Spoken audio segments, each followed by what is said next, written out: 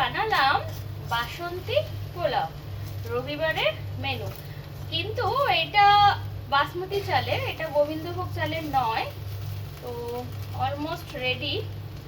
আর তার সাথে এখন বানাবো মাটন কষা, বাট এটা এখনো প্রসেসিং হচ্ছে। আর পোলাও তো অলমোস্ট রেডি। এখন এটা স্টিমে থাকবে মোটামুটি 10 to 15 মিনিটস। এটা অলমোস্ট রেডি। এইবার আমি সুইচ অফ করে দেব ফ্লেমে।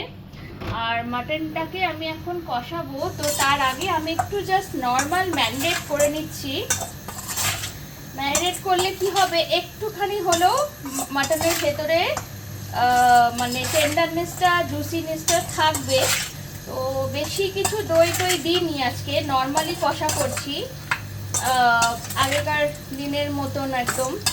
আগেকার দিনে কি হতো, মা ঠাকুমারা দিদিমারা দেখতাম নর্মাল মটন কষাই করতো। কিন্তু আজকাল খুব দই দিয়ে সব কিছু দিয়ে একটুখানি মানে ঘেটে জিনিসটা হয়। পরে হয়তো গ্রেভিটা একটু থিকনেস হয়, কিন্তু খেতে মাঝে মাঝে ভালো লাগে, মাঝে মাঝে মনে হয় পুরনো বেঙ্গলি স্টাইল মটন কষাটাই যেন বেশি ভালো লাগে।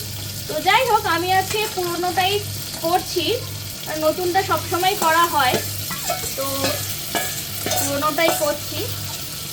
তো আজকে মেনুতে থাকছে মাটন কষা, বাসন্তী পোলাও অ্যান্ড বেগুনি, যেটা আমার ছেলেরা খুব ভালোবাসে খেতে। তো এটাই আজকে হচ্ছে। আর তার সঙ্গে আমসত্ত্ব আর খেজুরের চাটনি আছে। তো সেটাও আমি তোমাদের একটু দেখিয়ে দিচ্ছি। এইখানে আছে আমসত্ত্ব আর খেজুরের চাটনি। এটা থাকছে, এটা কালকে ছিল, তো চাটনিটা একটু বেশি করে রাখি।